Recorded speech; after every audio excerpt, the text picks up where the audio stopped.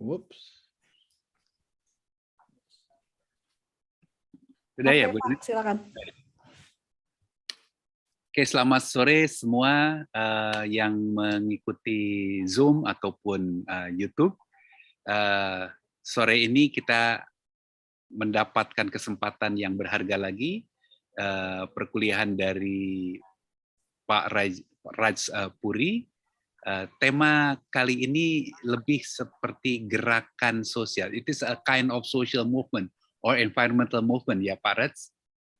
Yeah, I'll explain. But Yeah. Yeah. Okay. Mungkin di antara Anda semua yang menghadiri perkuliahan ini pernah mendengarkan misalnya ini apa yang ditayangkan oleh Pak Raj tentang Chipko Movement. Ini adalah gerakan lingkungan, kesadaran lingkungan yang menguat, dan ini menunjukkan juga bagaimana konsep kita dalam antropologi ekologi tentang relasi manusia dan lingkungan. Saya kira untuk mempersingkat waktu, Pak Raj, welcome back. Thank you very much for your sharing today. And please, time is yours now. Okay, terima kasih banyak Pak Budi. Okay, selamat datang semua. I am going to talk to you today about some work I've done in Hawaii, and I hope you had a chance to look at that video, which I sent the link to, which was called Peles Appeal. Peles Appeal was a film made by native Hawaiian filmmakers to communicate to the public the threats to their land by energy development on the Big Island of Hawaii. And it's interesting from that perspective, of course, because it's the views of the people themselves. So it's not some news broadcasters, it's not some documentary filmmakers, it's the indigenous peoples themselves making a film to make the case why their forests and their culture should be protected. And the reason I gave you that is it's an interesting case, and I was involved in it as working with the native Hawaiians as an environmentalist. And that was when I was a graduate student in Hawaii and before I started doing research in Indonesia. So that, in many ways, that experience helped to influence what I did in Indonesia as a PhD student and as a researcher for various environmental NGOs such as WWF, UNESCO Man and Biosphere, etc. So I wanted to talk about environmentalisms and the environmental movement today. Perhaps you haven't really considered it in terms of ecological anthropology. And that's why I thought we should talk about it. Because ecological anthropology now, in many places in the world, is a term not used, and we use the term environmental anthropology. So all of our degrees now are in environmental anthropology. And that's because sometime in the 1990s, social anthropologists became interested in the environment and coined the term environmental anthropology. And to some extent, that term became a little bit more covered a little bit more ground than ecological anthropology. That's why I call this the birth of environmental anthropology. So, and they did this because they started to study the environmental movement. So, social anthropologists and cultural anthropologists, they tend to study social organizations, social groups. And of course, the environmental movement suddenly became very prominent. There are environmental NGOs, environmental campaigns and protests that we all know about.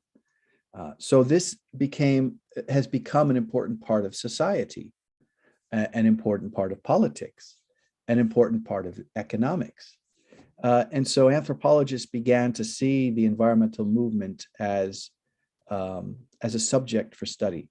And then that brings together more social approaches with more ecological approaches. So this is why I think it's important. It's important we understand the contributions of the social anthropological perspective coming into ecological anthropology.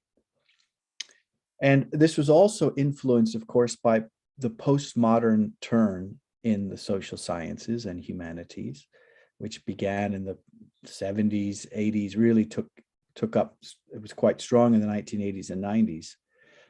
And the postmodern movement, I'll say a little bit more about that, but its focus was on something called discourse.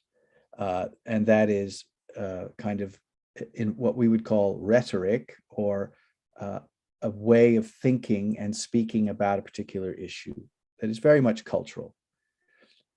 And so the focus in studying the environmental movement was to look at environmental discourses, at least in part.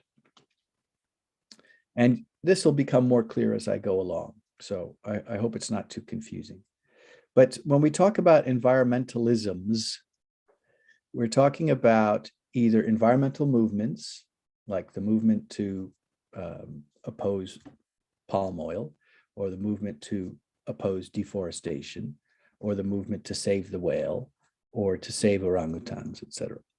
And then we're talking about also environmental institutions, that is the bureaucracy of the environment. So NGOs, environmental departments in universities, environmental ministries, or departments in the government, environmental foundations, etc. So all of the social, political, economic institutions that have arisen in the last, 3 or 4 decades to deal with environmental issues. And then environmental rhetoric, that is the language, the language and the communication that is used in the environmental movement. So all 3 of these are interesting areas for research under the general topic of environmentalism. Okay. Kay Milton, who I sent an article by her, she edited the first book on this in 1996 called Environmentalisms, and a whole bunch of chapters from anthropologists looking at the environmental movement. And she kind of sums up the environmental quest as one for a viable future. So these are projects that are trying to create a more viable future for us all.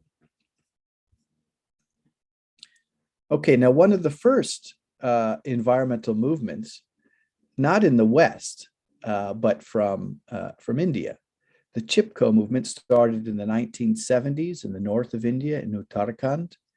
It was a non-violent movement trying to use Gandhi's principles of protest to protect and conserve trees and forests that were being destroyed. Chipko, the word, comes from the word embrace, to hug. And so this is what the women in particular did, was to hug the trees and protect them from woodcutters. So there you see women protecting, literally putting their bodies on the line. Now this is one of the first real global, had a global impact, this kind of putting yourself between the threats and the trees. And we can see the impacts of this through history when we look at the environmental movement. In 1984, the Australians in northern Queensland blockaded a road that was being built into the Daintree rainforest in northern Queensland. And here you see a protester who is buried up to his neck with a concrete block attached to his foot beneath the ground to stop the tractors from going further. So people literally, again, putting themselves in the line of fire to protect the forest.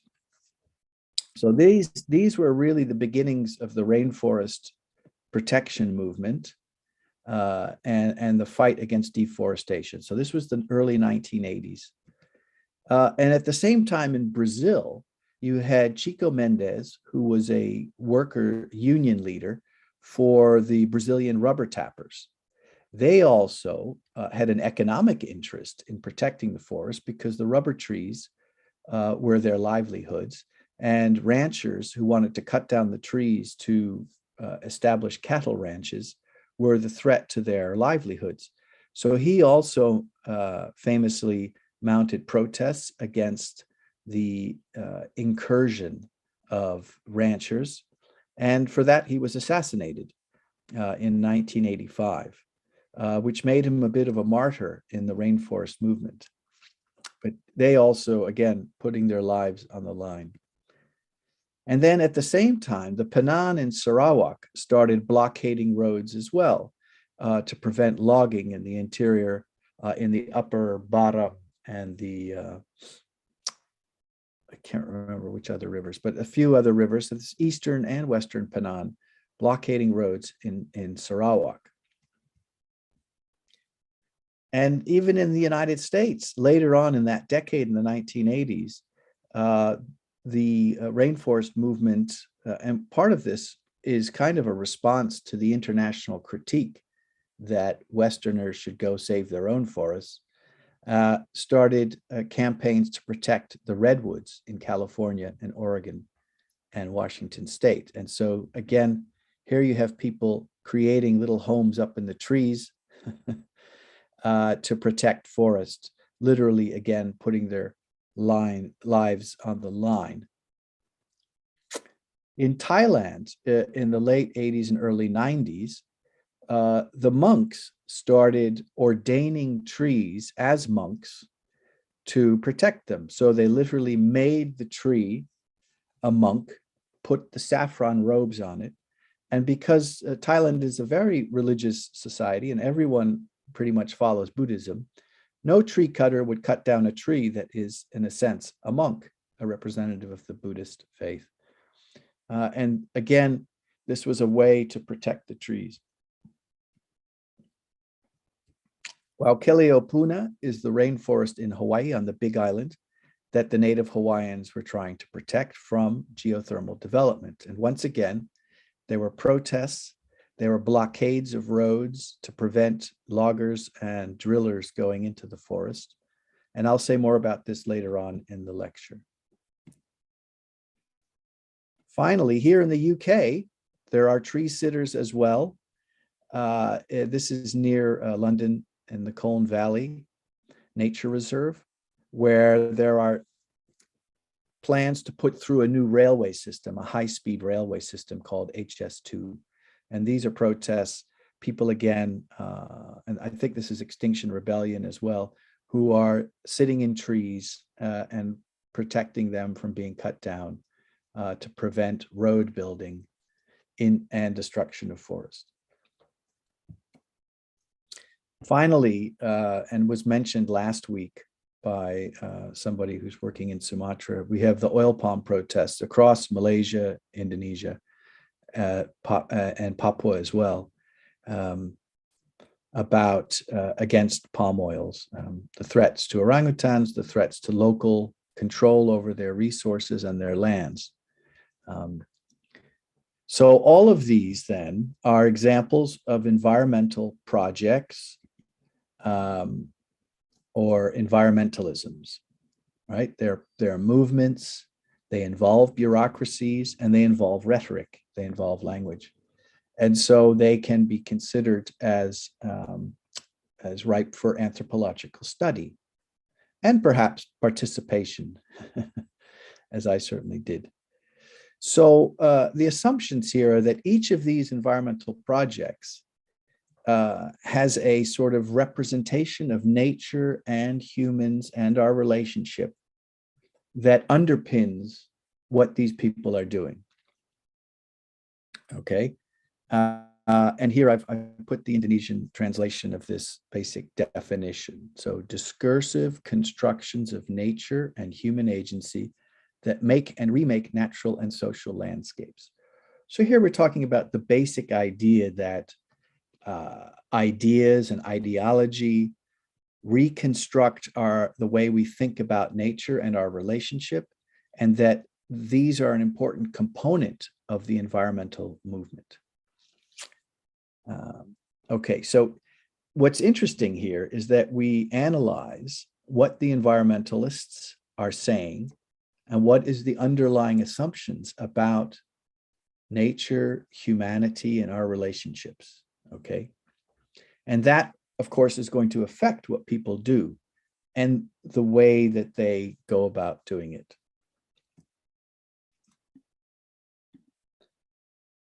Right, so what are the methods that we can use? Well, these methods can be drawn from environmental history, in fact, political ecology, science studies, cultural anthropology. And the focus here is using discourse theory. So discourse in the sense of a field of communication or the type of language used about the environment, and the process whereby our understanding of the environment is constituted through such communication. Okay, so discourse, that is the rhetoric of the environmental movement.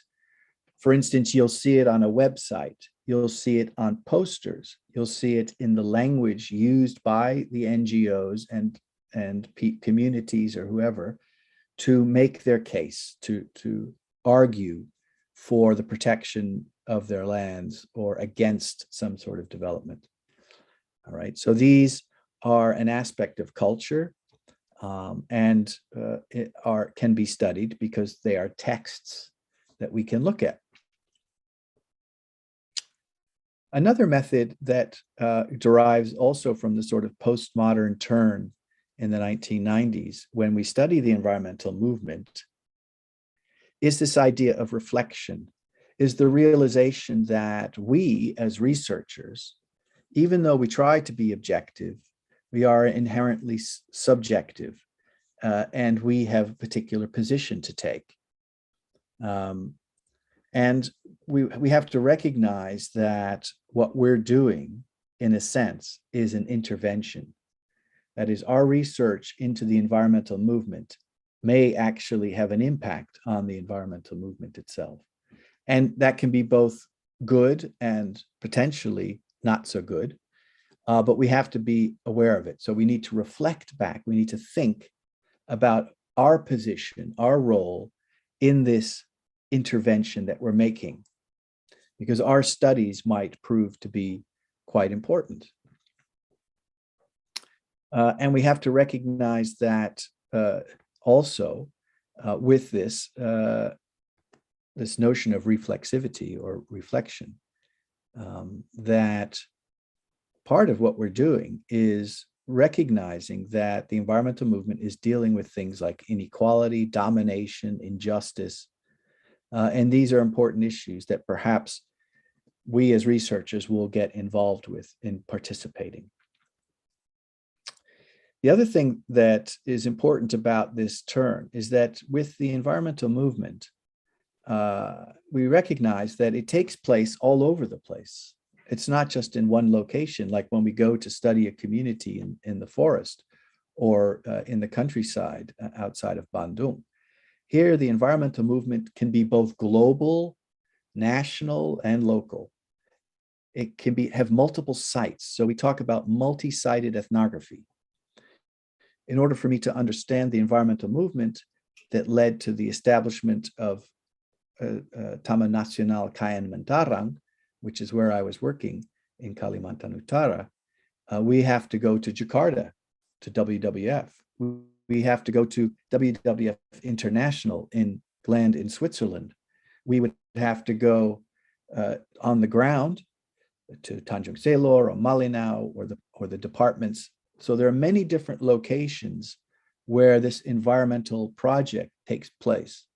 So our ethnography is not just with local people in their community, it's with park officials, it's with government officials, it's with funders, it's at the international, national, local level. So this means that our research is much more complex and diverse, and we have to do, in other words, we have to interview a lot more people than we usually would working just in a community. Okay, so what are some of the themes of this kind of research?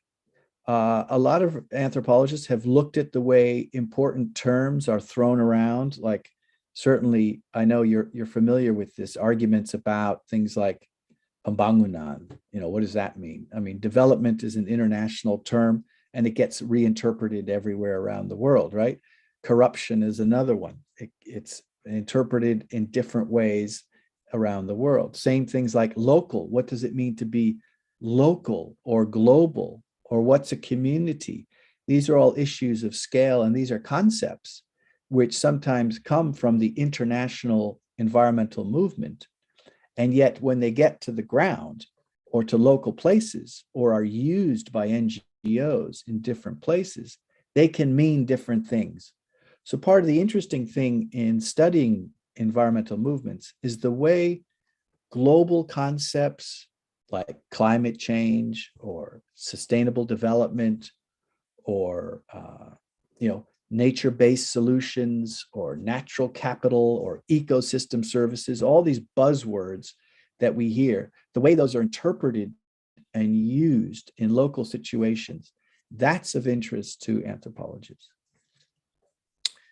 Also, what's really interesting is again, not just the language, but also the actual social relationships that evolve between local NGOs and international NGOs.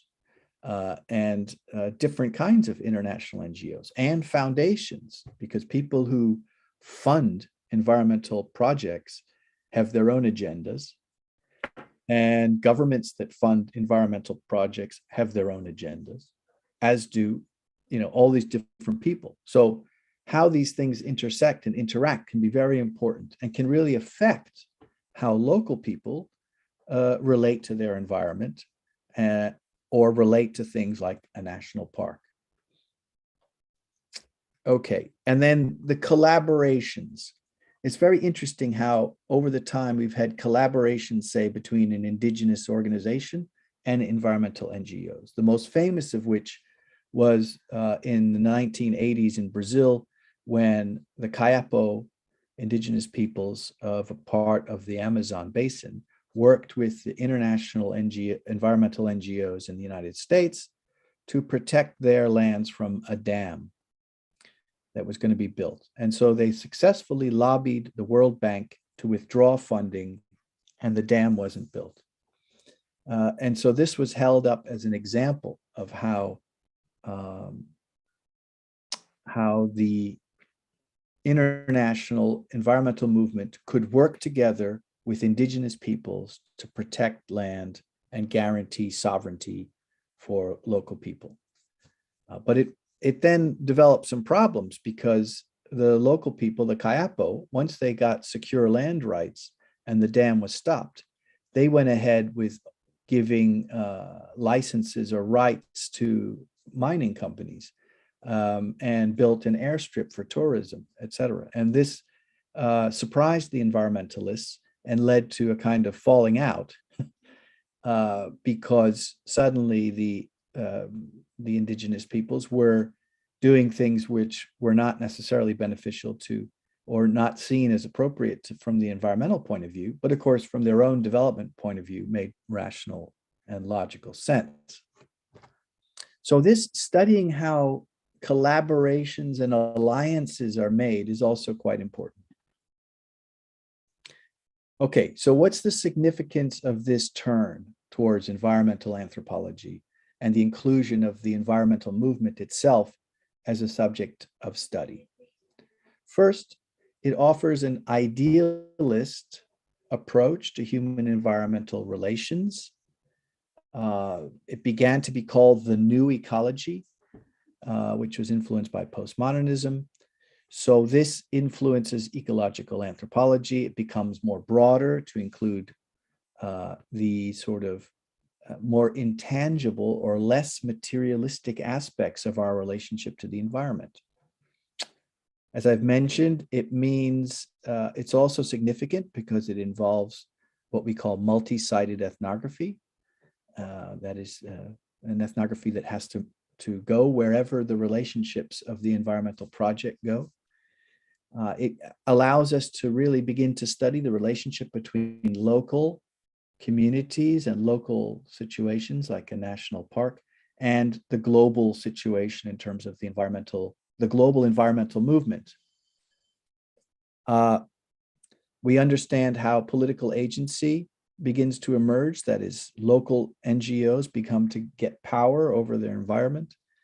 And we look at things like the intersections of identity, authenticity, and hybridity, in the sense that, as I mentioned with the Kayapo, will environmentalists only work with indigenous peoples if they stay traditional?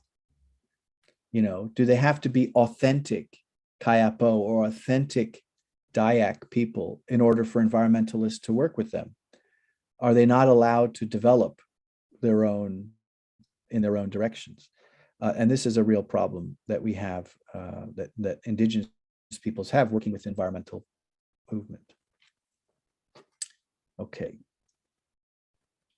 All right, I'm going to take a quick detour here now and talk about the environmental movement, the history of the environmental movement.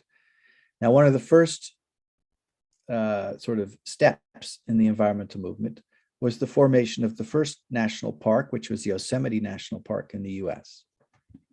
It was part of a 19th century movement to the beginnings of the conservation movement to protect places of natural beauty and natural resources.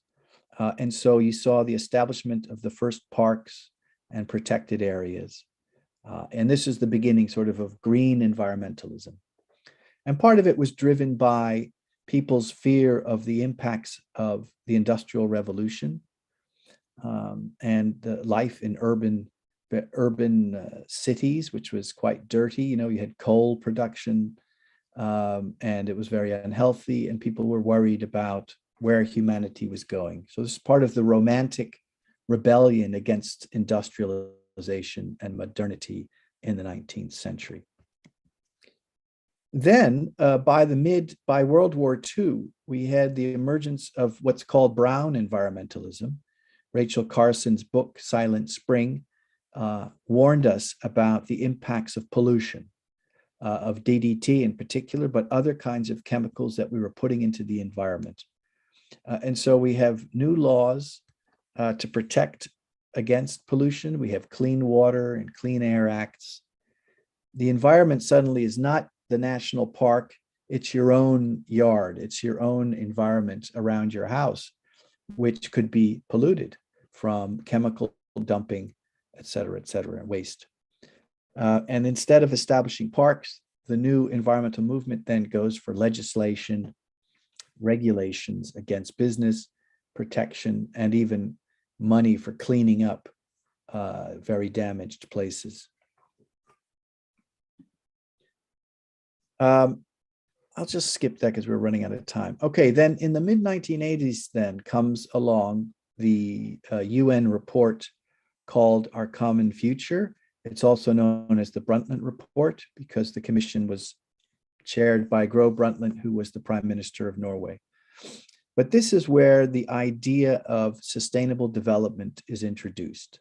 You know, the idea that we can ensure that that we use resources in such a way that we can ensure that they will last and be able to be used by future generations.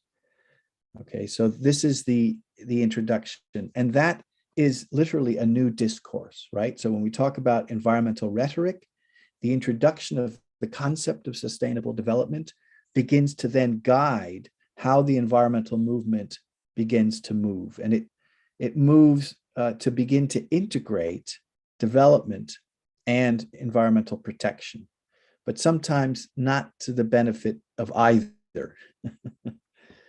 Okay, so the focus on sustainable development arises because people realized that development projects were in fact very destructive, like building dams, and that they didn't take account of local circumstances and the differences in environments and the needs of local people. So really, it comes from development more than environmentalism. And in fact, many environmentalists don't like sustainable development because they want pure conservation and no development. But that's another story. So here we have some of the impacts of this new discourse of sustainable development. we begin to focus on bottom-up and local approaches, more participatory approaches, using local knowledge and local models to inform development and conservation, looking at protected areas, community forestry, agroforestry, and non-timber forest products. That is, looking at alternative ways to use the environment. They're not as destructive as logging, etc. We also have the beginnings of a real focus on renewable energy, organics, integrated pest management, and we have the rise of political ecology, green businesses, the Green Party, etc. So you can see that this represents a real paradigm shift in the environmental movement. We also have the adoption of environmental impact assessments, integrated pest management. We have integrated conservation and development projects. We have commercialization of non-timber forest products. We have this corporate community partnerships like the Body Shop, which comes out of the UK, and Rainforest Crunch, which was a project from the WWF and others, to market products from the rainforest to Western consumers so that money could be used to protect forests, again, from, say, timber exploitation or from conversion to cattle ranches or agriculture. And the rise of ecotourism. Again, the idea here was to find economic solutions to deforestation.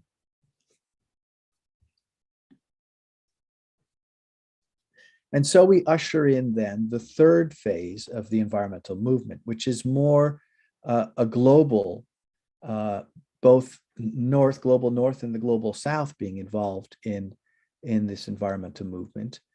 And suddenly the environment becomes a place of business and institutions. So they begin to take a more managerial approach to the environment. Pollution is viewed as inefficiency and waste and short-sighted, and a lack of imagination in business. The market becomes the key incentive for environmental projects. So the idea is that the solution for protecting the environment is to value it, to commodify it, and then you'll be able to protect it because you know how much it's worth. This is a kind of economic determinism and economic reductionism, which a lot of people really oppose. But you have the rise of concepts like ecosystem services and payment for ecosystem services, which is all, again, the rhetoric, the language of the environmental movement moves towards being more economic. And there are good reasons for this. So these economic approaches to conservation partially come because government funding now is about poverty alleviation and not about conservation for its own sake. You have the Millennium Ecosystem Assessment, which introduces these ideas of ecosystem services and natural capital and nature-based solutions. And this creates the whole global environmental discourse that is based around a sort of economic approach to the environment. At the same time, the environment suddenly is taken away from the control of local people. We suddenly have the emergence of environmental institutions. As I've mentioned, we have all these international agreements, the CBD, the Agenda 21, et cetera, et cetera. We have national environmental policies. We have the beginnings of ministries. We have international organizations from the UN and elsewhere. We have international research organizations like CIFOR in Bogor, the Global Environment Facility, et cetera. We have the professionalization of the environment. Suddenly you can study environmental studies, environmental science, environmental management, resource management, and the emergence of environmental politics and international environmental politics, like the rise of the Green Party. And then we have the rise of the mega NGOs, Greenpeace, Friends of the Earth, Conservation International, TNC, WCS, WWF, etc. So suddenly the environment is a huge thing and the environmental movement becomes a massive bunch of institutions. Well, this is good in the sense it raises environmental concerns to the level of new legitimacy. And there are some real successes to point to, such as the Montreal Protocol for Ozone Protection and other kinds of agreements that have been made over the year, the Convention on Biological Diversity, et cetera. So this growth in institutions and managing the environment it can be very positive, but it also has negative impacts. Obviously, once you create an institution, it wants to perpetuate itself. And so they create their own cultures. And then suddenly, you find that somebody like WWF is spending 25% of their donations on maintaining themselves. And so, the institution itself needs to be perpetuated. And that sometimes can compromise its own goals. It also, all of these institutions have taken away control of resources from local people. And also, as a result, they might ignore certain solutions to problems and certain actors. Hence, we have the rise of concepts like environmental justice. And what we find then, and we can see this already in the rise of the language of economics being used in environmental campaigns, that moral and political imperatives begin to be shifted aside to focus on bureaucratic and techno-scientific forms of intervention. And we see this really clearly with the case study in Hawaii, and even with the Sarawak blockades in the 1980s. So I thought I would give you a couple of case studies here. I'll briefly talk about, let's see, yeah, we're running out of time. So we'll briefly talk about the Sarawak campaign, which was written about by Peter Brosius. I also sent a copy of that article for those of you who are interested, that kind of charts what happened when the Penan and others joined with local Malaysian NGOs to protect against logging in Sarawak. Okay.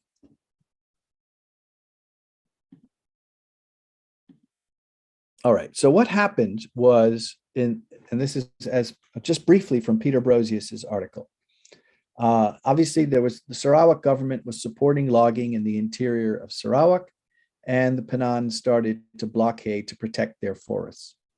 Okay, and they joined with some Malaysian NGOs, but in any case, it became an international campaign.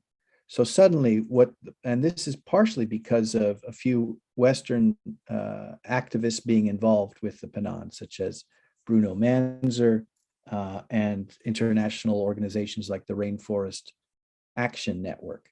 So they began to publicize the plight of the Penan, because they were being thrown into jail and they were desperately trying to protect their lands. They blamed corrupt officials in the government who weren't actually following rules, et cetera, and getting kickbacks from companies. So what happened then is the authorities and even Malaysian NGOs criticized the environmentalists from the US and Australia and elsewhere for being involved. They said it wasn't their right to intervene in what was happening to the Penan in Sarawak. They claimed that, in fact, that they were actually working for the northern softwood industries, and that, in other words, they were trying to promote European forestry over cheaper tropical woods, which is an interesting argument. That also they just wanted to hobnob with celebrities like Sting and other people who were involved in the rainforest movement. Then they also said, well, why don't you, why don't you concentrate on your own temperate forests and make them more sustainable and leave us alone? They also said, why should the South, why should the tropics and tropical developing countries lock up their own forests? Why can't they use them for development? And, it's you guys are the ones consuming in the tropical forest product. So you should reduce your wasteful use, and then there'll be less demand for tropical trees. So these were the arguments of the Sarawak government and even some of the Malaysian NGOs who felt a bit pressured from the international community.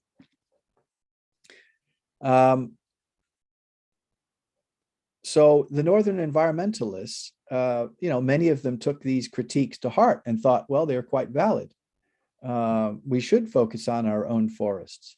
And therefore, you had campaigns beginning to protect the old growth on the Pacific Northwest, which I showed you a picture of those tree sitters, and in Hawaii as well. So part of these movements arise because of the response to the critiques from the developing countries themselves about protecting your own forest.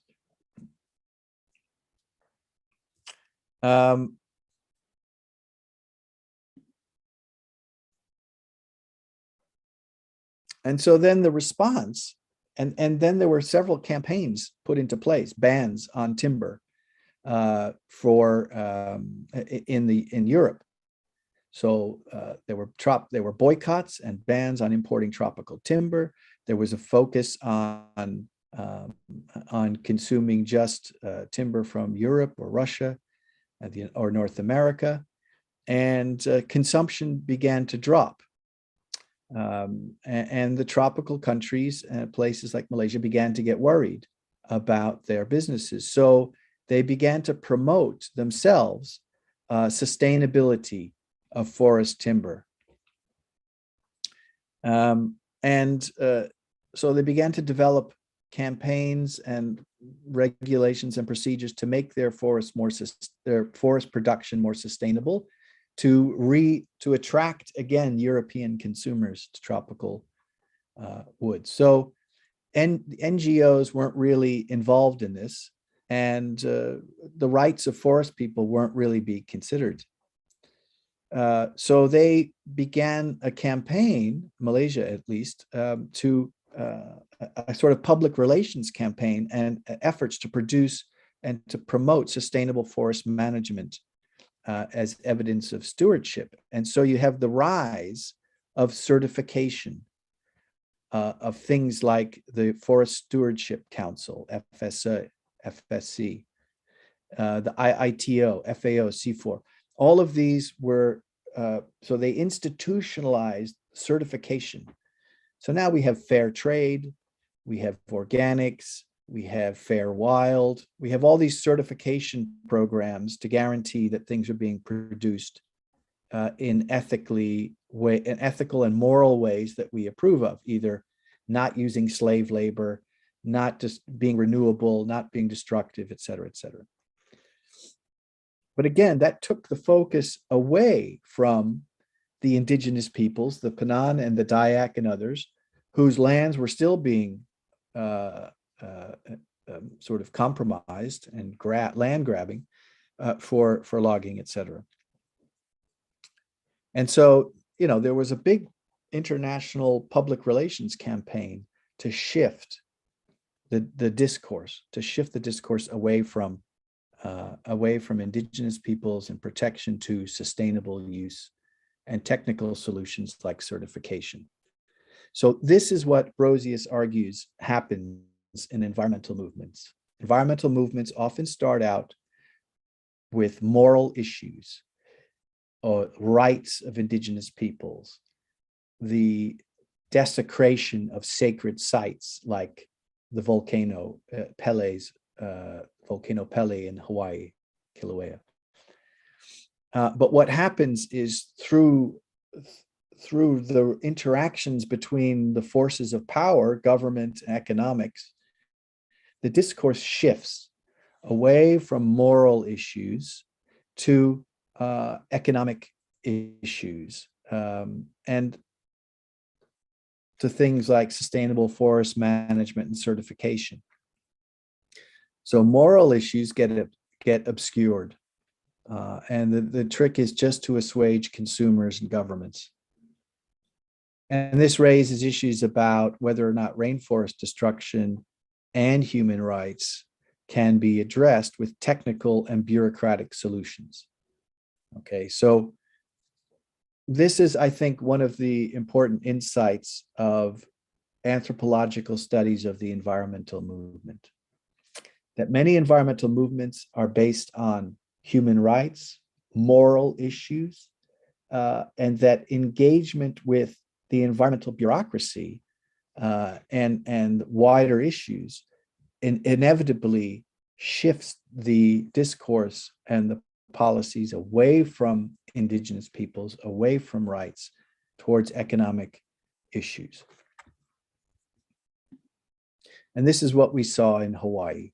If you watched the film Peles Appeal, what you saw was a history of interactions that started with Native Hawaiians trying to protect their rainforests and their islands and the volcano itself from destruction. Okay, so this is the way the story goes. And here you see various pictures of lava, of the volcano erupting and consuming villages and creating black landscapes of lava, here covering a road. And here in the lower left corner, you see a clearing in the forest with a big tower, and that's a well. So what they did was they decided that they could get cheap energy from geothermal, which the idea is you drill into hot steam, and you extract the steam, it turns a turbine and creates electricity. Now, this is done very successfully in New Zealand and in Iceland and other places. But what they were trying to do on the Big Island was drill into Kilauea volcano. So this isn't just underwater, this is an active volcano that there are earthquakes every day, that the ground is constantly shifting, and there are eruptions. And so people couldn't understand, why on earth would you build power plants on a place that could be destroyed any day by the eruption? So that was one of the arguments. But more importantly, for Native Hawaiians, the volcano is the goddess Pele. So the goddess Pele is sacred ground, and that it's considered sacrilegious to drill into a volcano and suck out the steam, which is her blood. So from a Native Hawaiian point of view, what they were trying to do was violate, it was blasphemous, violate their traditional religious beliefs. So that's what we mean by a moral issue. So Native Hawaiians wanted to stop this development of energy because it violates their beliefs.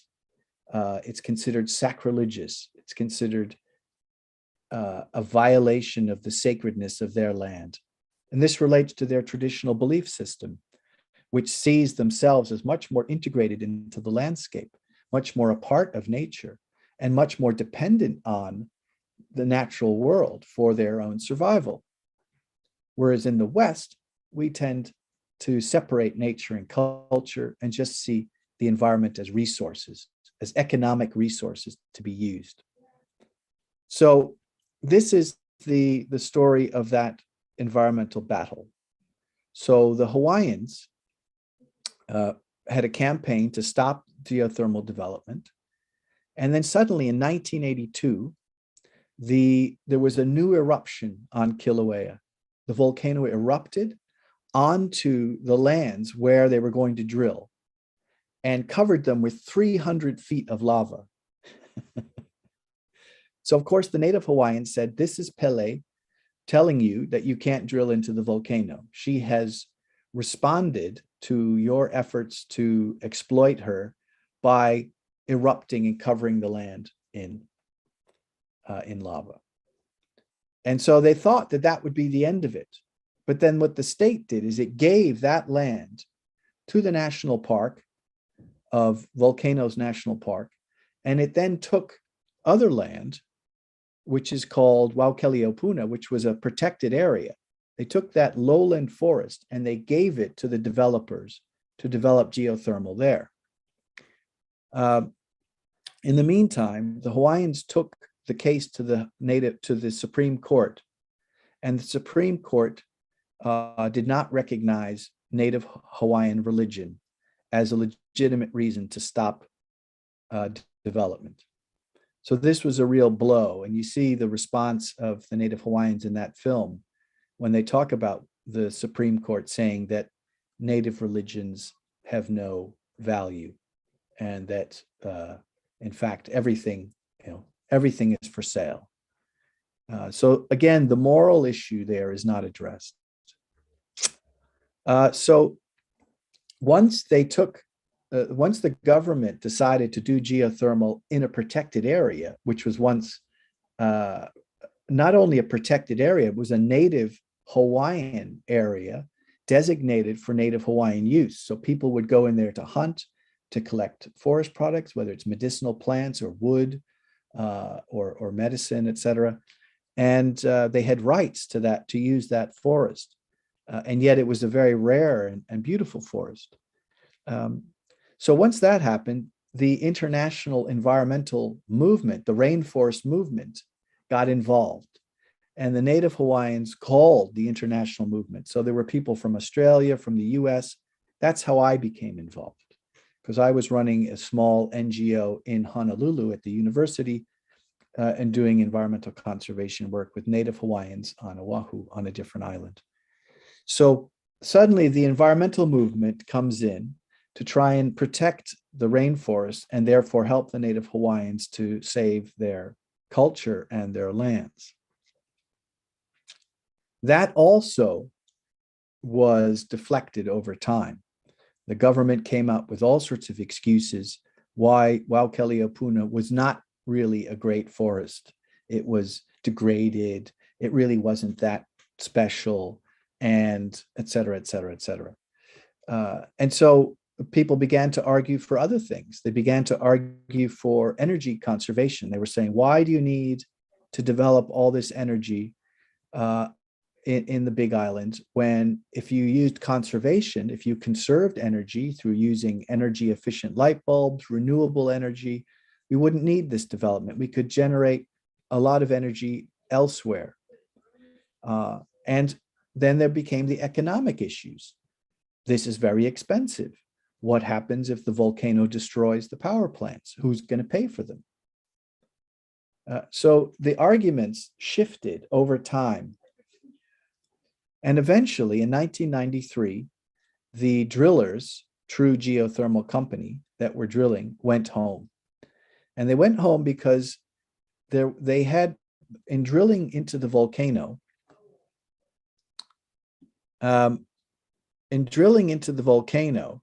they caused an accidental release of hydrogen sulfide, which smells like rotten eggs, and gases into the atmosphere and into the communities surrounding the area.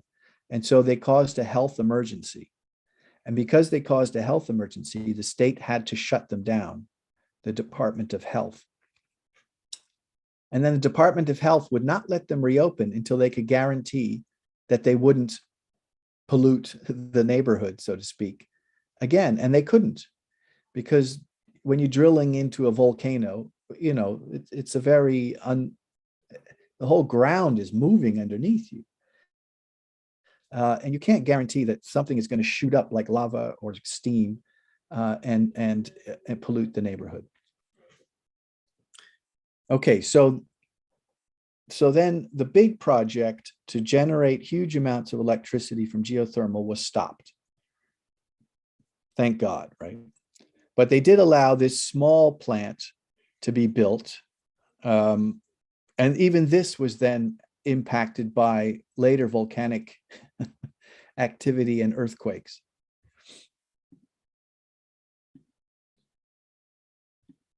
Okay.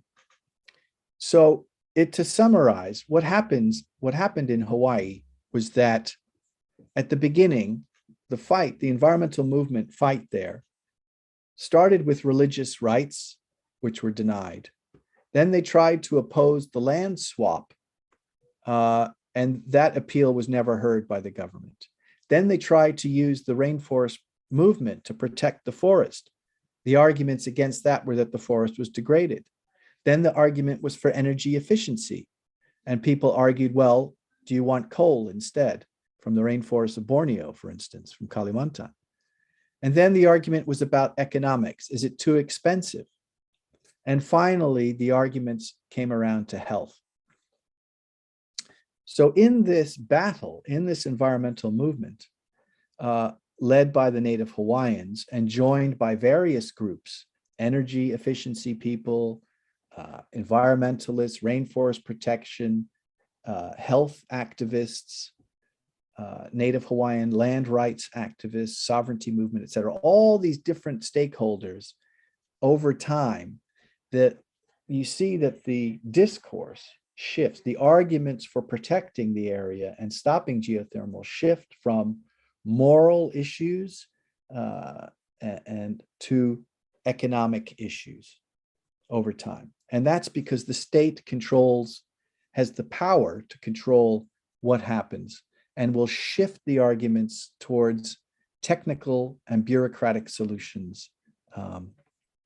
But in the end, it was human health that really triumphed. So threats to human health really were, in the end, overwhelmed even the technical, economic, and political kinds of arguments being made for geothermal. And there's an important lesson there, I think. I think we see certainly when it comes to something like the COVID pandemic, how governments were forced to spend huge amounts of money and do very drastic things to protect human health from the pandemic, from the coronavirus, which is, if you're an environmentalist, is really something to think about. If you're trying to get governments to do things, if they're a threat to human health, you're more likely to get them to move than if you're just trying to protect endangered species like orangutan. Okay. That issue was back then. Nowadays, native Hawaiians are again involved trying to protect the mountain next to Kilauea, which is called Mauna Kea. It's where all the big telescopes are for science, but it's also a sacred site. And the same filmmakers that made Peles Appeal have made a new film about Mauna Kea called Temple Under Siege. And there, right up to now, native Hawaiians have been blockading the roads up to the mountain to prevent the establishment of a big 30-meter telescope, a huge project, because Mauna Kea is a sacred mountain and they don't want it desecrated any further. And so the movement now is about protecting the mountain, the sacred landscape, and it's put them into conflict with scientists, astronomers, and others who think that they are benefiting all of humanity by studying the solar system and the galaxies and space, etc. And where you'd think scientists might be natural allies of indigenous peoples, here they really clash. And it's very difficult for a lot of people, especially fairly liberal people who would be on the side of Hawaiians, to then come into this kind of a situation where the pursuit of big science in a Western sense comes up against the protection of native rights, and all through the pandemic. People were maintaining vigilance to protect the roads from the development and the construction of the telescope. Okay. I was going to say something about my own view in conservation social science and how I've been involved in the environmental movement, but if you want to ask me about that in the questions, that's fine. I just conclude now by just summing up a bit. So The environmental movement itself is composed of language, discourse, movements, that is projects, and institutions, the whole bureaucracy of the environment. And these, I think, are important research items for environmental anthropologists and ecological anthropologists. Why? Because they affect local people's relationship to their environment and the use of natural resources, plants and animals that ecological anthropology has traditionally been interested in. The role of this emphasizes the complexity of human engagements with the environment today. The way people are interacting with their environment is not just due to the local ecological conditions. It's due to the wider political and economic context and the wider issues about governance, about the way the environment is managed and controlled. And this governance power has an important impact on the discourse of the environmental movement, how it avoids moral issues or biocentric issues, that is preserving nature for the sake of preserving species, and instead is interested in economic and technological fixes. We see this with climate change. You know, instead of trying to reduce the production of carbon through reducing our industrial activities and our consumption, the aim is now to really find ways to use carbon in the atmosphere. So carbon sinks through carbon, what do they call it? Carbon retrieval or carbon recovery, you know, technological fixes, rather than dealing with the real moral and value issues that underline our use and pollution of the atmosphere. And increasingly, as a result, the research here shows that local control of environment by communities is becoming more and more difficult and more impossible. Protected areas, governments, corporations, land grabbing, etc., makes control of the environment less and less the control of local people who live in that environment and who have been dependent upon it. Okay, so I hope that it has been clear. I did send the slides so you get a sense of it. And I hope it's not too complex a topic here. But anyway, I think it's really important. And also it does open up a lot of interesting areas for research for students. If you're thinking about projects and ways to study human environment relationships, one can do so through looking at environmental projects and environmental NGOs, etc. So I'll stop there and thank you for your attention. And I'm happy to answer any questions you might have. Thank you very much, Pak Raj. I think you gave a kind of a new insight for the students about the environmental anthropology, particularly in relations to the environmental movement.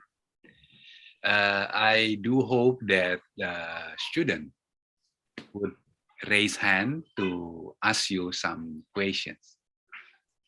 Okay. I'm just going to stop sharing unless somebody asks me something. Okay. Ada yang ingin bertanya kepada Pak Raj tentang materi yang disampaikan? Saya kira kita beberapa hal pernah disampaikan, tetapi sampai kepada environmental movement, gerakan-gerakan lingkungan, termasuk juga tentang gerakan indigenous people di berbagai tempat, saya kira menarik.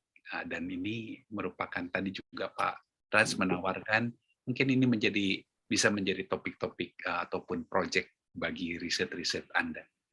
Silakan kalau ada yang ingin bertanya, dan saya kira harus bertanya. Ya. Silakan. Anin Dito, silakan. Anin. Yes, I have a question. So in the case with the locals against the scientists, the astronomers, why did they not just use the same reason as before, which is regarding health and safety? Yeah, you mean what the native Hawaii, to protect the Well, it's a different situation because all of this scientific activity takes place at 14,000 feet on the top of the mountain, which is otherwise uninhabited. And the making of a telescope and the production and the establishment of it, there's already 14 telescopes on the mountain. So they're adding another one. So they say there is some pollution, but it's from the telescopes, but it's nothing like the geothermal. It's nothing like releases of poisonous and toxic gases. It's a very passive kind of activity, watching the stars. And I know I spent a week up there in one of those telescopes. It was really fascinating. So the health issues, yeah, you could try, but it's not as tangible. Really, the whole thing really is, for the Native Hawaiians, it's about their sacred mountain being, being desecrated. That's the discourse. The discourse is, this is a religious issue. It's also a little bit about indigenous rights and the ability for Native Hawaiians to have sovereignty over their mountains. And so, yeah, it's a difficult situation in terms of, because you already have, 40 years of, at least 40, 50 years of telescopes set up there on the mountain, looking into space.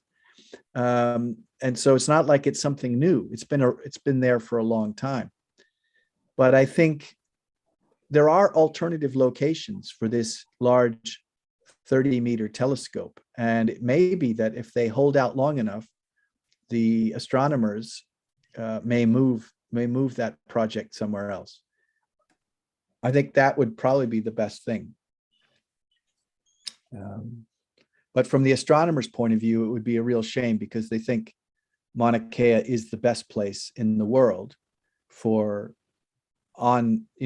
Earth-based observations of space, because you're 14,000 feet, you're above all the clouds, and you have absolutely clear skies most of the time, with very little moisture in the atmosphere to diffract the light coming from the stars. So. All right. I see. So it's mainly, yeah. So it's mainly about the indigenous belief itself, rather than its impact on the environment. I think Native Hawaiians, yes. I mean, obviously they might say there's some pollution there, but that's not really the big issue. The big issue really for them is the religious issue, is the right for them to practice their religion, and the right for their land rights, sovereignty over their sacred sites. You can put this into the larger context, because there is an ongoing, since I was a graduate student now, 30 more than 30 years ago, a long-term battle for Native sovereignty. So, in the United States, many of the indigenous groups are recognized as nations, and they have treaties with the United States government. So many of the indigenous peoples, therefore, have their own governments, and they are, in a sense, their own nations. But Native Hawaiians have never been granted nation status. And so there's a long battle for the Hawaiians to get sovereignty, to be recognized as a separate nation, and therefore to be able to get control over their lands, which were taken away from them when the United States overthrew the Queen in 1893, overthrew the Hawaiian monarchy, and took control over the islands. So at that point, many of the lands owned by the Hawaiian royal family, which covered vast areas, were put into were held by the federal government, U.S. government. And Native Hawaiians can apply to get some of that land to homestead for farms, etc. And many do. They have that right. But a lot of those lands are kind of locked up. And there are many different movements within Hawaii to get sovereignty and to get control of those lands.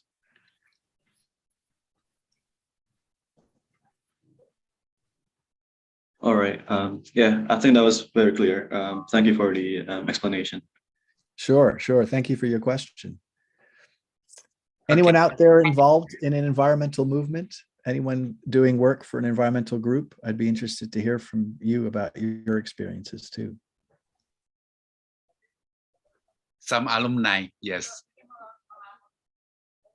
But perhaps when I was a graduate student, I was involved in environmental groups. So I'm sure many of you are. And I'd be interested to hear about it. Yeah, hopefully some of the students would be interested in environmental movement or environmental project. Okay, next, Repa, please. Thank you, Pak Budi. Thank you, Prof. Rajindra, to inspire me for creating and delivering the two questions. For the first is, should I mention cognitive anthropology paradigm like ethnoscience to complete environmental history on my research, for example, sustainable food system and environment? And then the second one is, what is a suitable paradigm to make sense critical phenomenon today, like anthropocene, capitalocene, greenwashing, SDGs washing, green business, and capitalism also. Should I mention about earlier 20th century perspective or paradigm, or later 20th century or the early 21st century, like up-to-date paradigm, for example, globalizations, sustainability, or gender. So what do you think about that? Yeah, can you say your first question over again? You cut out just a little bit, and I think I missed it. Okay, the first question is, should I mention cognitive anthropology? Like ethnoscience, because I have research about the environmental history on sustainable food system and environment. For the specific is a non-timber forest product. Oh yeah, of course. I would think ethnoscience would be important in the sense that, well, I mean, a lot of people have looked for NTFPs, you know, through indigenous knowledge, right? Looking for new products and new uses from a development point of view. And it may be that local people have knowledge of plants and animals or soils or other kinds of things that they know there are uses for. And perhaps that might be of interest to people looking for new products. I mean, that's a bit bioprospecting, and there are all sorts of ethical issues involved with that. But certainly environmental history, of course, yeah, because people have their own oral histories and they have an understanding of how their environment has changed over time. And so you should listen to what local people have to say about their understanding of the environment and how it's changed. You know, I mean, they have that tradition passed on generation after generation, and will know of, say, events in the past that are important to understanding the environment you find today. And then your second question was about contemporary paradigms. And yes, this may seem like a historical, a trip back into the past to look at the origins of the environmental movement. But I sent you a very recent article on conservation land. And I would say that the study of environmentalism and environmental movements is huge right now. Is still a very important topic, but the focus is shifting to different kinds of organizations now and different kinds of movements, whether it's the climate change activism or activism against oil palms. I mean, there's all these kinds of movements out there. So you can use the paradigm of environmentalisms to understand these different kinds of movements that are occurring now. And with that, perhaps the sort of I don't know if you're familiar with multi-species ethnography. Have you guys looked at multi-species ethnography? Yeah. Yeah. So that's a very recent sort of approach that has evolved. And I'll talk about that a little bit next week, but multi-species ethnography is also known as sort of more than human approaches or post-humanism. Again, these are very idealist types of approaches coming out of the environmental humanities and social sciences, and they focus on the fact that we pay too much attention to humans and we need to pay more attention to other species, basically so that we have a greater recognition of our interrelationships with them. Now, as an ecologist, this makes absolute sense, and we already know this. But from a social and environmental humanities point of view, this is where they're going now. They're kind of discovering ecological anthropology, from my point of view. But this has become very popular to look at the way that humans and human culture is influenced by other species, whether it's plants or animals. And so you have research on like dogs and pets, cat, whatever they are, pets. Like last week we talked about birds. So that kind of relationship, how do we as humans become human through our relationships with other bits of the environment, whether it's plants or animals? Like I had a student studying houseplants, and how houseplants are very important for people, especially say lonely people living on their own. You know, they all talk to their plants, and their plants are like persons and friends and family. And so this kind of research is becoming more interesting and more popular. So for instance, you could look at how different groups of, say, farmers relate to their animals, cows, goats, birds, chickens, whatever it is, and how those relationships help to make those people who they are. So that's multi-species ethnography.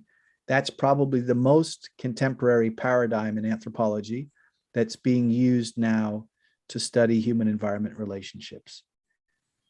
But as I would argue, to me, it's a bit like an old topic, but wrapped up in new clothes. You know, we've been, as ecological anthropologists, we've been looking at that for a long time. Perhaps maybe we haven't paid enough attention to how in a cultural way, or in terms of identity, how plants and animals make us human, make us who we are. We've mostly looked at kind of ecological relationships of plants and animals as food, as medicine, as, subsistence. But from an intellectual point of view, a cultural point of view, how, we talk about animal symbols, how animals are symbolic and they are part of our culture. But I think there's a slight change here now to look at plants and animals as, a part of us in a very deep way. So I hope that answers your question. Thank you, Prof. It's enhanced my reference about planetary perspective, especially for planetary food system. Thanks. Yeah, well, the Anthropocene, of course, is a big topic, isn't it? Is that what you're referring to? Yeah. Yeah, I mean, you can use the Anthropocene as a paradigm as well, in the sense, but in the end, paradigms are an interesting thing that I'm glad you mentioned it, because paradigm is a bit like a theoretical framework. And, what it does is it tells you what is important to research and how to go about doing it. I still think the basic anthropological approach is the best paradigm there is. I mean, to look at humans from a holistic point of view and how the environment helps to make us human, how we relate to the environment, this complex relationship between people and other people and their environment. I mean, that's still the basic anthropological paradigm is still valid. It's just that you have all these new trendy kinds of things that, you know, like a bandwagon everyone jumps on because they're new. But in reality, a simple, you know, anthropological approach that looks at culture and looks at the way people adapt to their environment, what they believe about it, and how the environment is important to their lives is still going to be the most productive. It's going to still give you that kind of information and insight that you need, and that's valuable.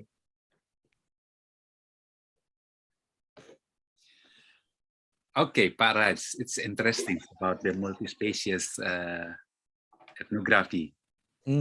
And although you say that it's still that the basic the basic anthropological paradigms, the holistic point of view is still important for us, for anthropology. Especially for ecological anthropology. I have some questions about the multi-species ethnography, but I think Aditya raised hand. Please, Aditya. Terima kasih Pak Budi untuk kesempatannya. The environment problem are clear, the effect, the causes, and how to solve it. There are so many recommendations about it. And the government is the key to implement that, like you were saying before. Besides moral issue, is there anything else that makes them still not doing it?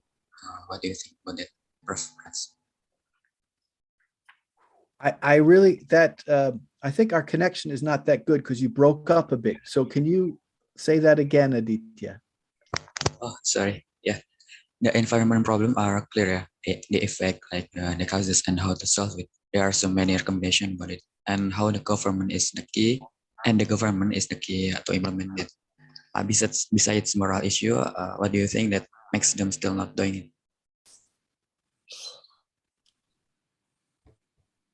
Pak Budi, can you help? Yeah, well, okay. Sebentar, Aditya, bisa pelan-pelan disebutkan, tadi saya menangkap Anda mengangkat isu tentang government as a key important key important aspect, and also the moral.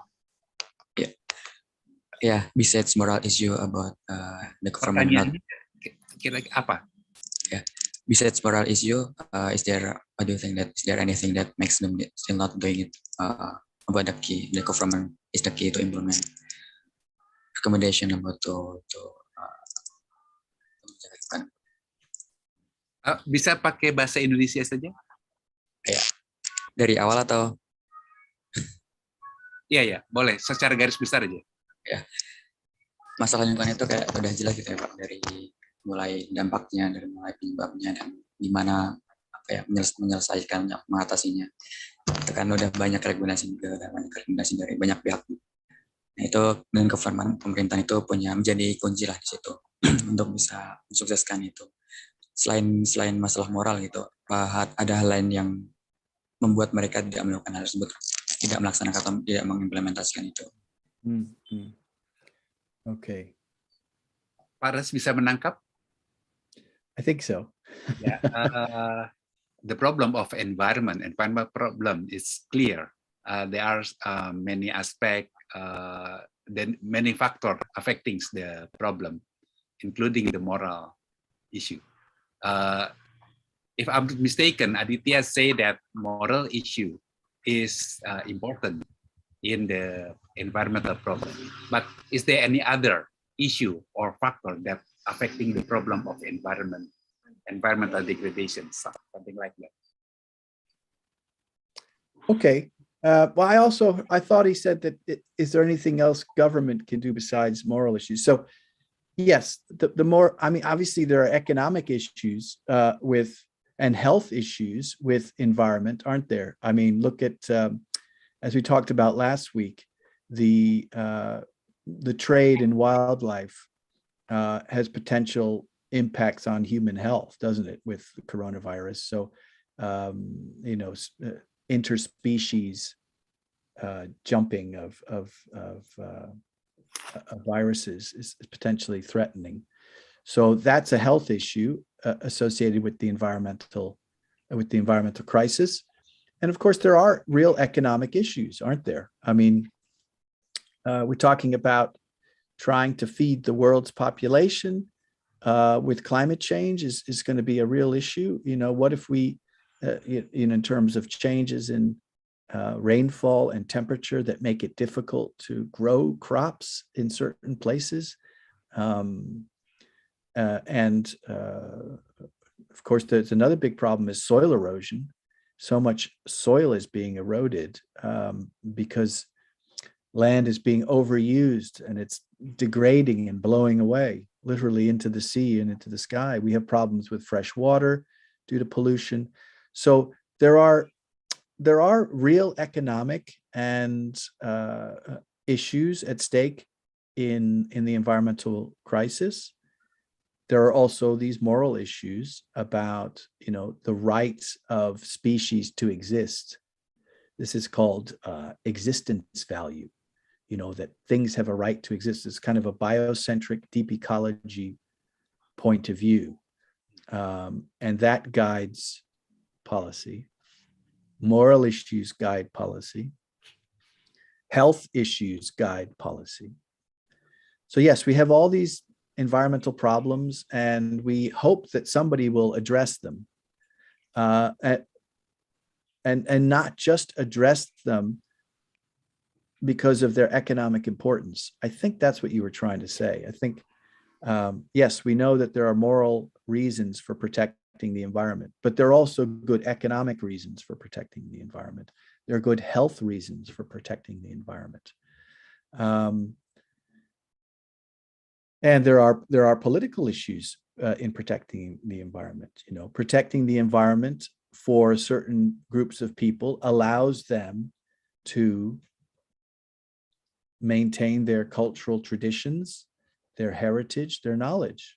You know, you force people to leave, to migrate, because the environment is degraded, and they end up in places where they can't practice their traditional religion, they can't practice their traditional food, they don't use their traditional medicine, they don't have the materials to make the material cultures that they identify with.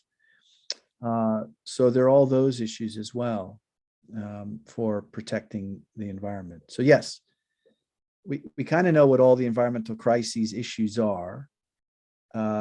And there are many reasons to protect the environment. They may not be the same everywhere, but you know, I think one hopes that governments would be responsive to other than economic reasons for protecting the environment. But in many cases, you know, it's hard to convince them otherwise. And you can think about, well, why is that?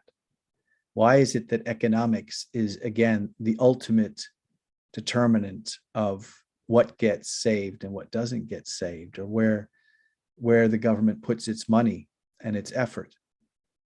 Why is it just economics that seems to dictate environmental policy? I mean, that's a good anthropological research question for you.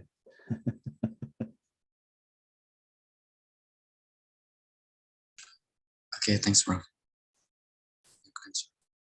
Any other questions or comments? Pak Budi masih mute. Pak Raj, I'm interested in when you say about multi-species ethnography. Yeah, I read some articles about the multi-species ethnography, which is focusing not only on humans but also in the context of human nature relation. It also focuses on nature, the animal, the plant. So trying to understand the relation from the perspective of animal. something like that.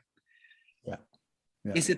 Is it influenced by deep ecology or something other? No, you know, a lot of this comes from the fact that anthropologists have been studying the cosmology of indigenous peoples around the world, where, like in Amazonia, you know, people see animals as people. So in the cosmology, the cosmological system, or the religious belief system of indigenous peoples, sometimes is one where animals and plants are seen as persons, just like we are. They just have a different body, right? So people relate to them as we would relate to each other, as kinship, in terms of kinship and relationships. And so the jaguar is not just an animal, it's a person. It just has a jaguar shape, and it has relationships with us, and it's important, just like social relationships are for us. So starting with that, I think a lot of anthropologists have said, well, wait a minute, shouldn't we also, let's take a lesson from the indigenous peoples and think about their belief system in terms, and apply it to our own. And from this comes a sort of multi-species ethnography, the idea that, yeah, that animals have agency, or plants, and they may have their own lives, and they interact with us on a more equal basis. So anthropology shouldn't just be about people. It shouldn't be people-centered. It should be as much about, they call it decentering anthropology away from the human, to look at other species and the way they perceive things. So in a sense, it comes from, I don't know if it comes from it doesn't come from deep ecology. It really comes from anthropological studies of indigenous cosmologies, where they have a belief system that is much more, you know, where they see themselves as much more integrated into the environment than we do. We have a real separation between nature and culture, between animals and plants and us as humans, being distinct as different, you know, descended from the angels, as they used to say in the 19th century, you know. So it's trying to counteract the Western separation of nature and culture by using indigenous cosmologies as an example, as an inspiration for thinking about how we, even in the West, are intimately related to the natural environment. But it has kind of weird offshoots. Like there's a wonderful article by John Hartman. Is it John Hartman? Like I can send you, where it's called, you know, the ethnography of a plant. And, you know, he sits there and the methodology. So he tries to interview a plant. Oh, it's called How to Interview a Plant. Yeah. And he sits there in a garden with this plant, and he tries to interview it in the sense that he tries to put himself in the place of the plant and think about what it is to be a plant. And this is in a botanic garden. So he's looking at a plant that is being looked at by people in a botanical garden, like in Bogor or in Jakarta, another place where you have a botanical garden where everyone walks around and looks at you.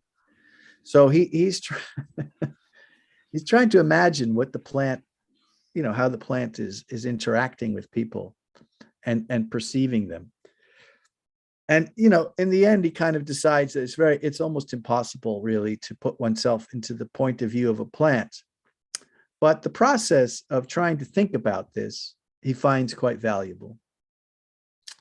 In other words, to empathize with the plant. One of our former students, Piers Locke, has been studying elephants in Nepal. And he's been studying mahouts. So mahouts are elephant trainers. right? So these are elephants that are trained to work. They either like pull logs out of the forest, or they take people around on tours. So they're working elephants.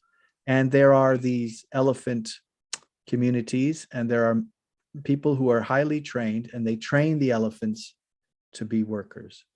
And so he did research with the mahouts on their relationship to their elephants. And he also became an elephant trainer and learned and apprenticed and has his own elephant now. And so he writes about the relationship between him and the elephants and him. Very beautifully, I think, very captures the basic idea of how the elephants help to make the mahouts who they are, and how being in a relationship with a baby elephant, you have to start training them when they're very young, when they're just born. So you kind of grow up with the elephant. And this kind of very close relationship, I think, is a nice example of what multi-species ethnography can do. It can help us understand that close relationship. So you think about people who have close relationships with animals, pastoralists who graze cattle or camels or horses or goats or sheep. They also have a very close relationship with animals. And so if you're interested in human-animal relationships, then a multi-species ethnography approach is quite appropriate. Yeah. Okay. I think I and also most of us need to understand more about the multi-species ethnography.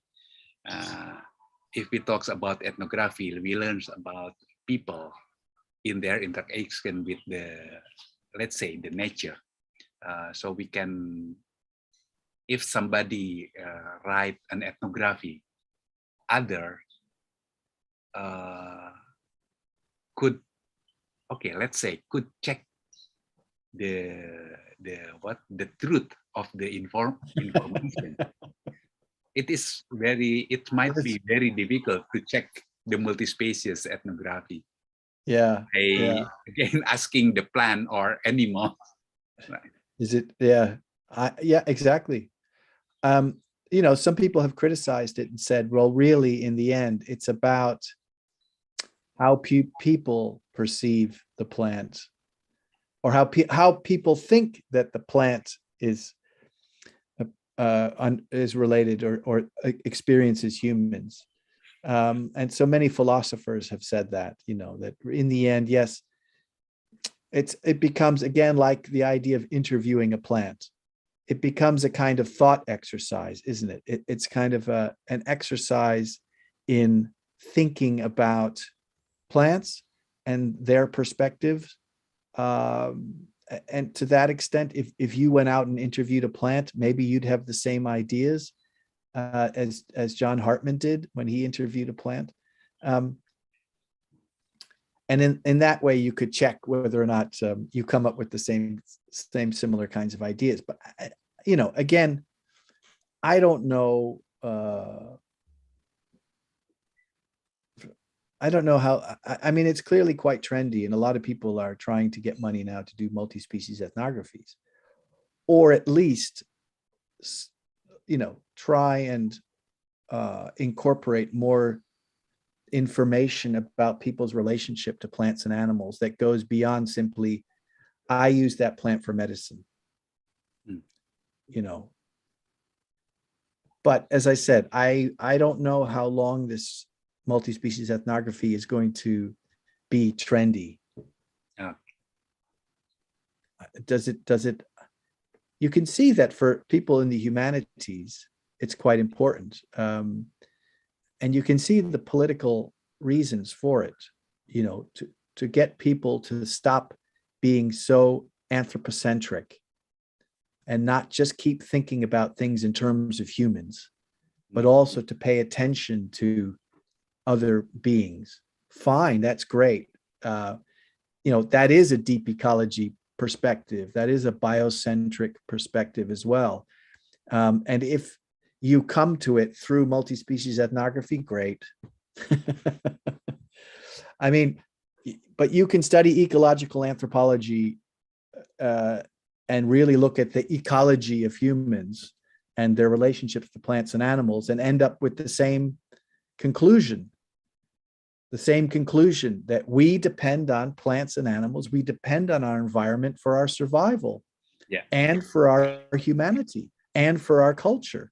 And that's the big picture, right? The big picture is we're not just isolated beings on the planet. We're completely and totally embedded in a natural environment that we need, and to some extent we impact as well, right? And that's the reality of it, you know. Yeah. Okay, Pak Raj, thanks. But back to your presentations about Hawaii. Yeah, the case of geothermal project in Hawaii is also the case in Indonesia, like in Bali. Yeah. Maybe I in think Bali. you heard about the geothermal project in Bali. Some people, local peoples, objected the project because of it is not only the problem of environment, but also cultural values like sacred places in Oh, really? Bedugul. Yeah, in Bedugul. Actually, Bali needs more energy. But when the government plans to develop more cleaner energy sources like the geothermal, some people, local academicians, objected the project. Now, Well, that's great. Yeah. Did anyone write? Has somebody written about this? Pardon? Has anyone written an article about this? I'm not sure, but we can search by Googling. There are some informations about that. My question is, as an anthropologist, there is two opposite points. Development, let's say the energy development, electrification is needed. In other sides, that the respect to the local people is also important. What anthropologists can do or can contribute regarding that what contradictory issue, development and respect to the locals.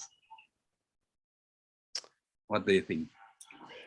That's a tough one. It's the same issue in Hawaii. You know, I mean, the electricity could probably benefit, you know, thousands of people, hundreds of thousands of people, right? But it could also damage the environment and the beliefs of a small group of people. Yeah. And so, you know, how do you weigh these things up? What's more important?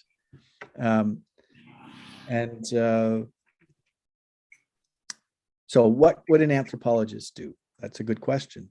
I think anthropologists, you know, would be interested in the perspectives of the communities as well as the developers. So we might set up a project where we would study the communities involved and the developers, or the government officials, or the people actually doing the work, and try and understand the reasons for their opposition in a very deep sense, in a historical sense, in a holistic sense. You know, what are the underlying values and cultures? What's going on here in terms of their relationship? So that would be the first step, right? So basic ethnography of the situation.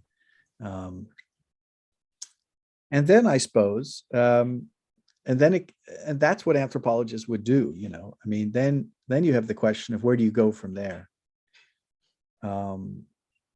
Is it an anthropological necessity to become involved in this debate? in my case, I felt obligation to the Native Hawaiians who asked me to help, and they wanted information, they wanted support. And so as an anthropologist, I sort of took off my hat as a scholar and put on my hat as an activist, and helped them in their campaign. And then it was really me, just as the anthropologist, kind of helping the Native Hawaiians do what they wanted to do. So they wanted to lobby legislature for laws and changes in the laws. So I helped write speeches and prepare testimony to give in the legislature and committee meetings, which I went to. I designed campaigns, like rallies, and wrote op-ed pieces in the newspaper. So I did all these things at the behest of the Native Hawaiians. It was clear my allegiances lay with them. And so that's what dictated what I did as an anthropologist. Now, in the case of Bali, I suppose there is a process of diplomacy and decision-making that goes on. And one wonders, as an anthropologist, can you somehow contribute to that dialogue? And it's funny because I often think that as anthropologists, we should be trained in things like diplomacy and conflict resolution, because these things come up all the time. And we're sometimes stuck in the middle, between local people that we kind of study and represent and other people who are in conflict with them. And sometimes you end up as a kind of translator or mediator. I know that happened to me a lot when I was in Kayan Mantarang. The local communities were trying to talk to the park and the WWF, and they always going through me.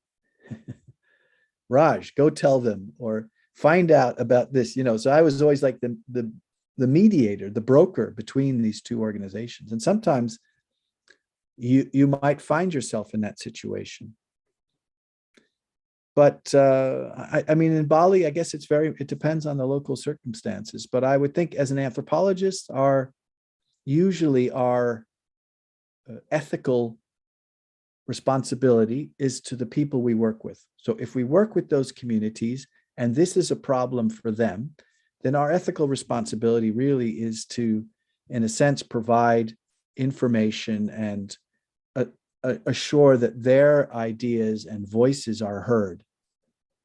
And I think that's the best thing we can do, is make sure, for instance, that the local communities' arguments and voices are taken seriously by other people. It may be that in the end, they don't win. But I think as anthropologists, our ethical responsibility, of course, is to our respondents, our informants, our hosts, the people who have been working with us to do our research. And in the end, that's where our loyalties should lay as an anthropologist.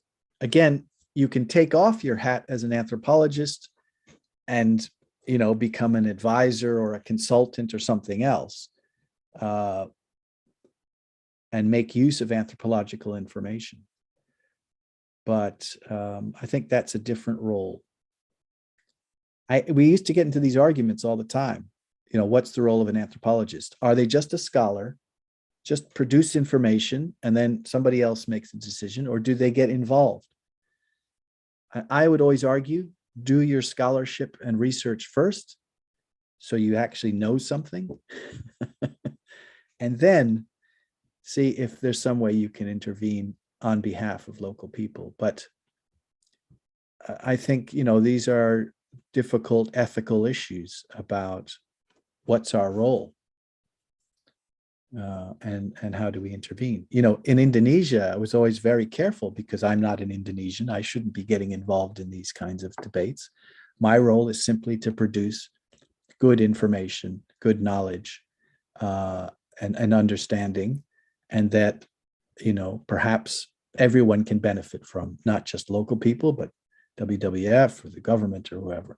So that's what I see my role as. And, in Hawaii, even as an American citizen in Hawaii, I was still an outsider. And the native Hawaiians don't think of me as a Hawaiian. And I was always viewed in my own country, so to speak, as an outsider. And many people would say, well, why are you involved? You're not a Hawaiian, and you're not even from Hawaii. You're from the mainland. So it's very careful. You have to be kind of careful about, who you are, what your relationship is, in terms of getting involved, becoming an activist. It may be wholly inappropriate for me to be an activist in Indonesia for in these kinds of situations. But as a local person or a native from Bali, I think you probably have a right to get involved. And how you choose to do so, I guess, will depend on the circumstances.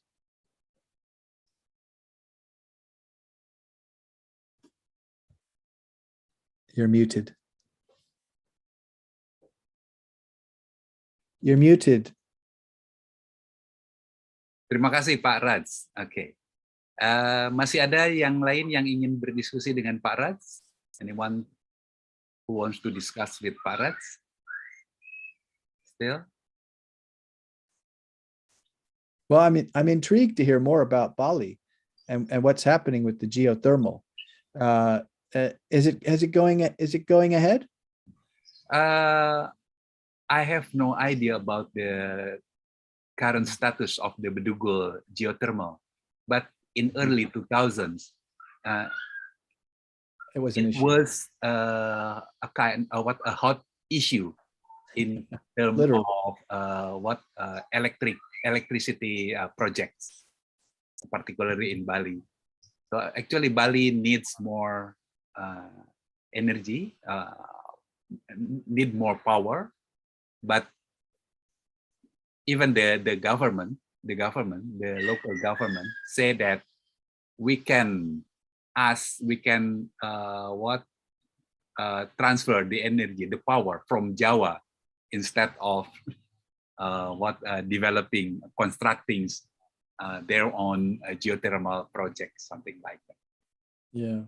But I think, if I'm not mistaken, the project was suspended for some time, but okay, I have to make sure that. Yeah. Well, you should send one of your students over there to do some research on it.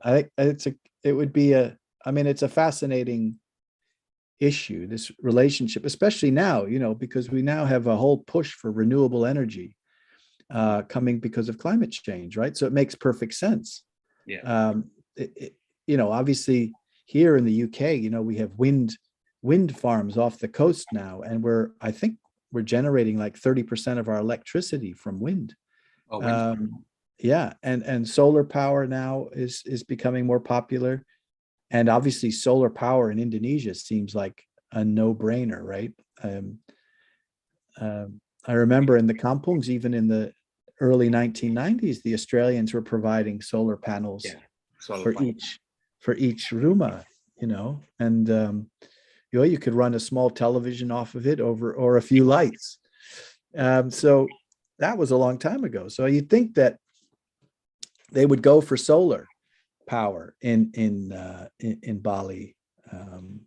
I don't know how much wind you guys have, but and now here they're also developing wave machines. They put them out in the surf, and they use the energy from the waves crashing over them to generate electricity. And the power and the waves are always coming, right? So especially on the southern side there, you could probably generate a lot of electricity that way. So let's hope there are other alternatives that are, don't have such an impact on local people's culture. But I think there's always going to be some impact, isn't there? Yeah, Indonesia still rely on fossil energy for electricity. The second one is from hydropower. And hydropower. Yeah. The government also started to develop the wind energy and also wave in eastern Indonesia. If I'm not mistaken, in Lombok, the wave, the energy from wave. In Sulawesi, wind energy.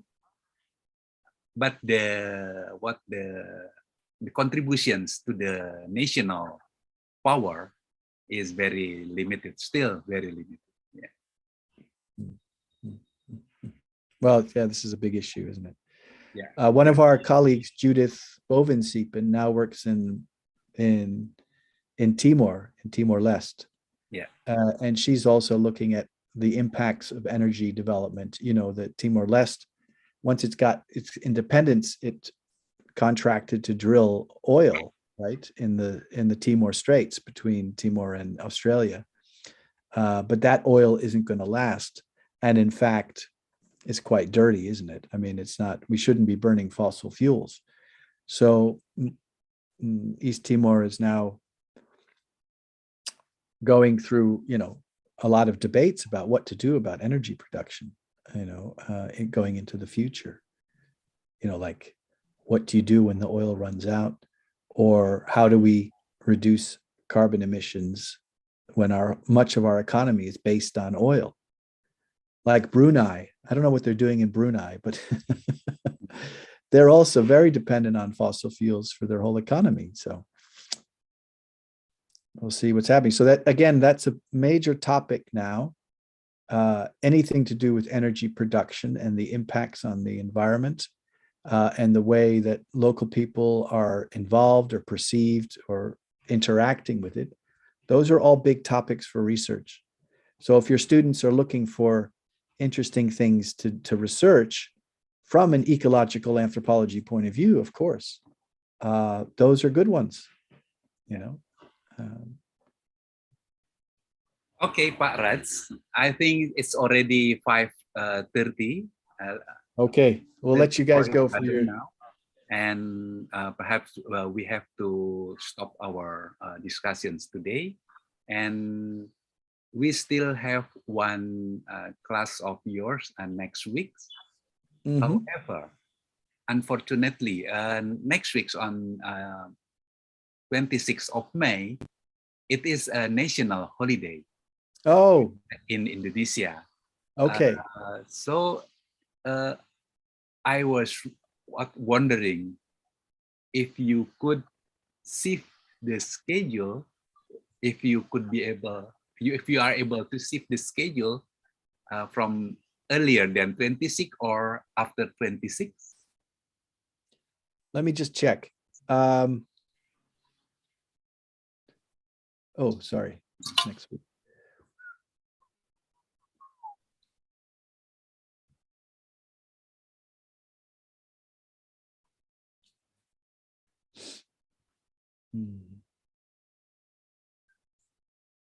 Or perhaps in the early of June? No, I could do it. I could do it the week after, the 2nd of June. 2nd of June? Yeah. So instead of the 26th, we do it on the 2nd of June, which is Thursday morning. Same time, same place. Same time, right? Okay. Is that all right? Yeah. Thank you very much, Faraj. Just check with your whoever, Rina, or whatever, and just make sure that's okay. And that's absolutely fine for me. Yeah. Okay. Terima kasih, Pak Raj. So our coming class will be on June 2nd, and the student will have a holiday on 26th. Terima kasih sekali lagi, Pak Raj. Terima kasih untuk yang masih berpartisipasi di kelas ini. Semoga semua mendapat pencerahan dari Pak Raj memberikan pemahaman yang lebih baik tentang environmental anthropology, tentang antropologi lingkungan, gitu ya. Saya kira isu yang akan datang juga akan sama menariknya. I forgot the case from India or Mexico. Yeah. India. India. It's on invasive species. It's about invaded species. Invasive species. Okay. About adaptation to environmental change. Yeah. really is the big picture. So how are people adapting to environmental change? And I think that's, again, a really big issue that has implications for climate change research. Climate change is already happening, and our environment is changing, and it's happening in places where anthropologists work. And so there's a real interest in documenting how the environment is changing and how people are adapting to that. So that's what it's about.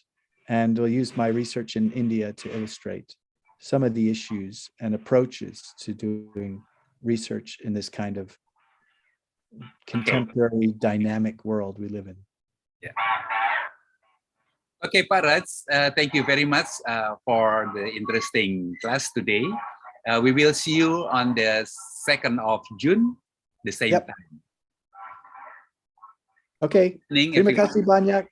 Terima kasih, selamat siang di London. Terima kasih Pak Raj.